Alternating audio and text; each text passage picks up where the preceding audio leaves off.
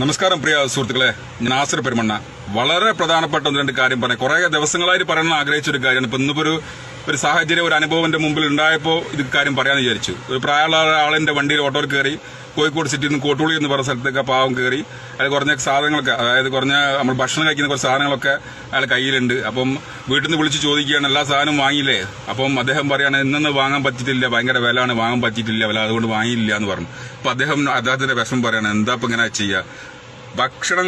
ഭക്ഷണത്തിന് വില കൂടിയതാണ് ഞാൻ പറഞ്ഞു വരുന്നത്. അദ്ദേഹത്തിന് വിചാരിച്ച പ്രായമുള്ള മനുഷ്യന് ആ സാധനം വാങ്ങാൻ പറ്റില്ല. ഓട്ടോ കൂലി തരാൻ തന്നെ 5 രൂപ അദ്ദേഹത്തിന് കുറവാണ് അദ്ദേഹത്തിന്റെ കയ്യിലുള്ളത്. ആ ഒരു അനുഭവം വന്നപ്പോൾ ഞാൻ ഇങ്ങനെ ഒരു വീഡിയോ ചെയ്യണം എന്നുള്ളൊരു മനസ്സിൽ തോന്നിയതിനെ കൊണ്ട് പറയാം. എങ്ങോട്ടാണ് നമ്മുടെ നാട് പോകുന്നത് പ്രിയപ്പെട്ടവരെ? എന്ത് വിലക്കയറ്റാണ് ഇവിടെ നടക്കുന്നത്? ഒരു സാധാരണക്കാരന് ജീവിക്കാൻ പറ്റാത്ത ഒരു സാഹചര്യം, ഇങ്ങനത്തെ ഒരു സാഹചര്യം ഉണ്ടായിട്ടുണ്ടോ? ഒരു 10-800 രൂപ നമുക്ക് കൂലി കിട്ടിയാൽ തന്നെ പിറ്റേന്ന് കടം വാങ്ങാം പിറ്റേ ദിവസത്തേക്ക്. അങ്ങനെ ഓരോ ദിവസവും പാവപ്പെട്ടവൻ കടത്തിലേക്ക് മുങ്ങിക്കൊണ്ട് നിൽക്കാൻ. എന്തുകൊണ്ട് അങ്ങനെ സംഭവിക്കുന്നെന്നുള്ളത് അധികാരികൾ പറയുന്നില്ല, ഭരണകൂടം പറയുന്നില്ല. എന്തുകൊണ്ടാണ് അത്രയും കടം വരുന്നത് ജനങ്ങൾക്ക്? ഇത്രയും ബാധിത ജനങ്ങളെ മേലിലേക്ക് എന്തുകൊണ്ട് വരുന്നുണ്ട്? അതൊന്ന് വിളിച്ചു പറഞ്ഞാൽ മതി. ഇതാ ഇന്ന പ്രയാസങ്ങളെ കൊണ്ടാണ് ഞങ്ങൾ ഇങ്ങനെ വില കൂട്ടുന്നത്, ഇങ്ങനെ ടാക്സ് കൂട്ടുന്നത്, മറ്റെല്ലാ കാര്യങ്ങളും ചെയ്യുന്നത് ഞങ്ങൾ ഇങ്ങനെ പ്രശ്നം കൊണ്ടാണ്. ആ ഒരു വർഷം കഴിഞ്ഞാൽ അതൊക്കെ സമാധാനമാവും, തീരും, അതുകൊണ്ട് എല്ലാവരും സഹായിക്കണം നിങ്ങൾ പറയാൻ പറ്റില്ല. എന്താണ് ഇതിന്റെ പ്രശ്നം എന്നുള്ളത് ജനങ്ങൾക്ക് മനസ്സിലാകുന്നില്ല. ഭരണകൂടമേ, അത്രയും പ്രതിസന്ധിയിലാണ് ഇവിടെ പോയിക്കൊണ്ടിരിക്കുന്നത്. നിത്യോപയോഗ സാധനങ്ങൾക്ക് ഒന്നിനും ഇനി വില കൂടാൻ ബാക്കിയില്ല. എല്ലാത്തിനും വില കൂടി നിറഞ്ഞ് തുളുമ്പി നിൽക്കുകയാണ്. വല്ലാത്തൊരു പ്രതിസന്ധിയിലാണ്. ഇതിനാണോ നിങ്ങൾക്ക് വീണ്ടും നമ്മൾ ഭരണത്തിലേക്ക് ഏൽപ്പിക്കുന്നത്? പാവപ്പെട്ടവന്റെ പാർട്ടിയല്ലേ നമ്മളെ കമ്മ്യൂണിസ്റ്റ് പാർട്ടി എന്ന് പറഞ്ഞാൽ? സാധാരണക്കാരന്റെ പ്രയാസങ്ങളും വിഷമങ്ങളും മനസ്സിലാക്കാനല്ലേ മനസ്സിലാക്കിയ പാർട്ടിയല്ലേ അത്? എന്നിട്ടും ഈ ഒരു പ്രതിസന്ധി നിങ്ങൾ എന്താ മനസ്സിലാക്കാത്തത്? ആരും പ്രതികരിക്കുന്നില്ല. എല്ലാവർക്കും ഉണ്ട് ഈ പരാതി. ഏതൊരു പാവപ്പെട്ടവൻ ചോദിച്ചാൽ ജീവിക്കാൻ കഴിയില്ല നാസറെ, ജീവിക്കാൻ കഴിയില്ല നാസറെ, ജീവിക്കാൻ കഴിയില്ല എന്ന് പറഞ്ഞാൽ അവർക്ക് പ്രതികരിക്കാൻ പറ്റുന്നില്ല. ഭയമാണ്.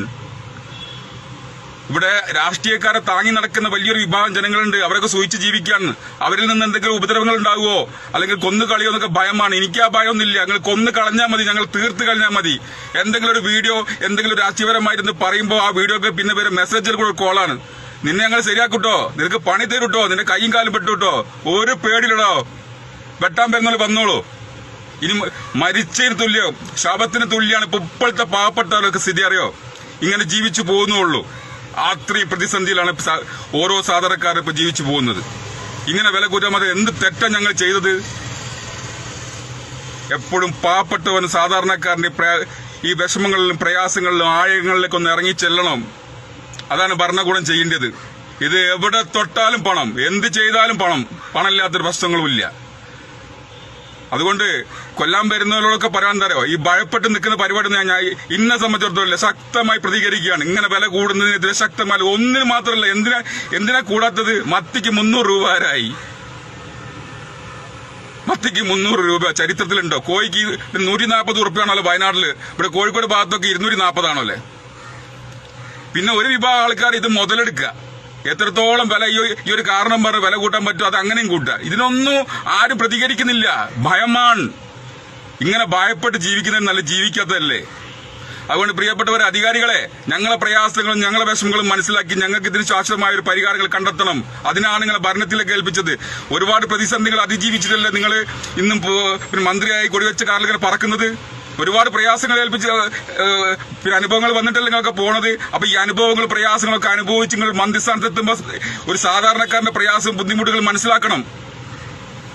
അത് മനസ്സിലാക്കുന്നവൻ യഥാർത്ഥ മന്ത്രിമാർ. എന്ത് ജീവിതം ഞങ്ങളുടെ ജീവിതം? നിരന്തരം കടത്തിലേക്ക് പോയിക്കൊണ്ടിരിക്കുകയാണ്. ഒന്നും ചെയ്യാൻ കഴിയുന്നില്ല. അതുകൊണ്ട് ഇതിനൊരു മാറ്റമൊക്കെ വരണം. നിങ്ങളുടെ പ്രശ്നങ്ങൾ എന്താ വെച്ചാൽ ജനങ്ങളോട് പറയും. എന്താ നിങ്ങളുടെ പ്രശ്നങ്ങൾ എന്താന്ന് വെച്ചാൽ. അതുകൊണ്ട് സുഹൃത്തുക്കളെ, എല്ലാവരും വീഡിയോ ഒന്ന് മാക്സിമം ഷെയർ ചെയ്യുക, സപ്പോർട്ട് ചെയ്യുക. ഈ വീഡിയോ എല്ലാവരും ഷെയർ ചെയ്യും. കാരണം എന്താ അറിയോ? അങ്ങനെയാണ്. എല്ലാവരും ഷെയർ ചെയ്യുക, മാക്സിമം ഒന്ന് എല്ലാവരും ഷെയർ ചെയ്യുക, സപ്പോർട്ട് ചെയ്യുക. Okay, thank you.